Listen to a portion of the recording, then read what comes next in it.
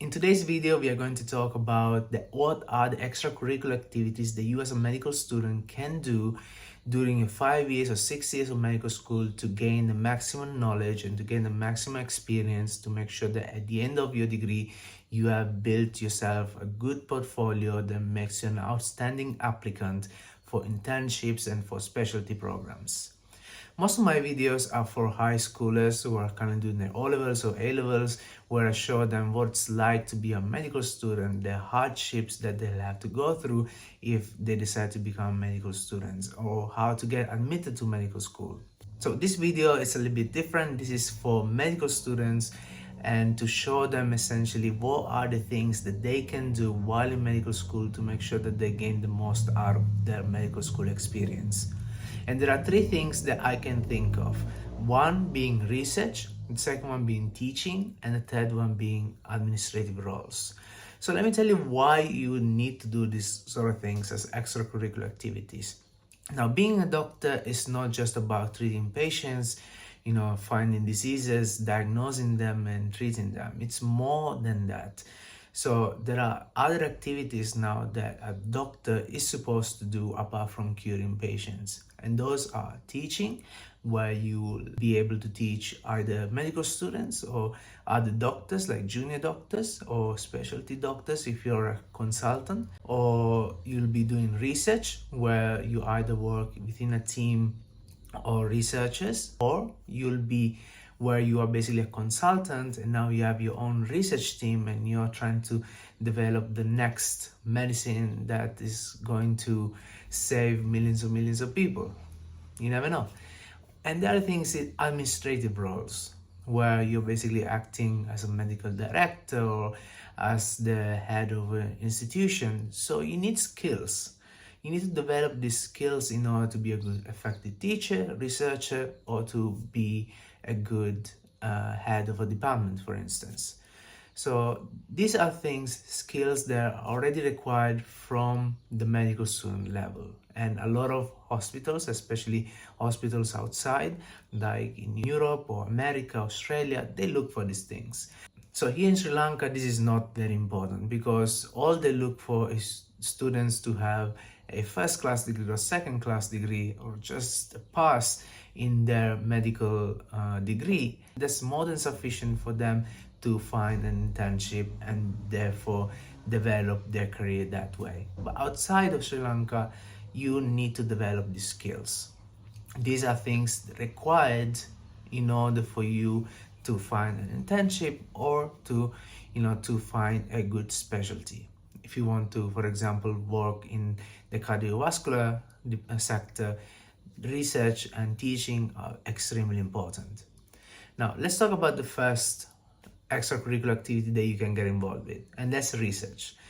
Now, how do you find a research project to work on? That's where you need to approach your lecturers, the doctors and consultants that you're working with, because most likely the chances is that they are currently involved in some sort of research activity. So you can ask them whether there is a possibility for you to get involved. So you can develop your research skills that way. So if you get involved in a research project, make sure that at the end of the research project, that project is going to be published and your name is going to be among the other authors as well, because that will be extremely important. They'll be looking for at least 1 to 2 to 3 research articles that you have published, you being an author. That's extremely important. So that's actually a really good sign for any institution that is looking to hire you, because it shows that you're dedicated and you have skills in research and that you are more than happy to pursue a career in medicine where you'll also be researching and publishing articles on a constant basis. Let's talk about the second point, which is teaching. So you can get involved in teaching very easily. Before you approach a lecturer regarding teaching, you can teach your own students, your own peers. So I started teaching from my very first year here in medical school, because I did study anatomy beforehand for my biomedical science degree. I had some knowledge in anatomy and I used that knowledge to teach all my friends. So I started to develop my teaching skills that way. Every year after that, I've been teaching every first year during the weekends, where I would deliver lectures on Zoom on anatomy. And then quite recently, I started to approach the anatomy department, and I asked them whether there's a possibility for me to deliver some lectures or deliver some tutorials or get involved as a clinical demonstrators during the section hours. So I did that, and right now I'm working as a clinical demonstrator, obviously unofficial clinical demonstrator for the moment being, and I'm also delivering tutorials with the lecturers. So you can do the same. You can approach lecturers among the departments that you prefer to work in. I prefer anatomy. Some of you might prefer pharmacology or microbiology. Whatever it is, try to get some teaching experience that way, so that at the end of your degree, you can build yourself a portfolio and say, look, I've done this for this many months, this many years while I was in medical school, and I have a letter to prove it. So make sure that at the end of your degree, you have at least a letter from your lecturer, from the department that you got involved with, saying that you've done these teachings, they've done this many hours for the department during this time. So that leads us to point number 3, which is administrative roles. Now, from my experience, what I've done is something very recently, which I've been part of a student research committee for a international research conference program that was initiated by our university last year. So we organized the entire research conference. We asked people to submit their research projects. We evaluated them, and then eventually led on to create a full one-day program where students came to the conference and delivered their presentations as an oral presentation or as a poster presentation. So this year we had our second research conference, and I was the chair of the research student committee. So I was in charge of making decisions. I was in charge basically to overlook the entire process of making that research conference.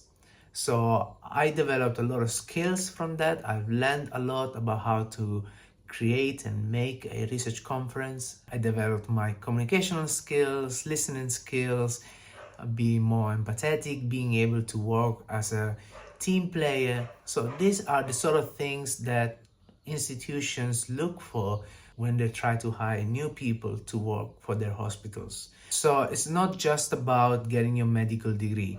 So maybe here in Sri Lanka, just a medical degree is sufficient for you to be able to have a successful career with your first class degree or your second class degree. But if you're thinking of going outside, like in the UK, Australia, America, these things are essential. So make sure that during the time that you'll be spending in medical school, you get involved in activities like this, so that you can build up a good portfolio that you can then show up to employers when you'll be looking to apply for internships or for particular specialty programs. So with that said, I hope you enjoyed today's video. Make sure to leave a like down below, to subscribe to the channel, and as always, if you have any questions, drop those questions in the comment section down below, and I'll make sure to answer those as soon as possible. With that said, I'll see you guys in the next video. Bye for now.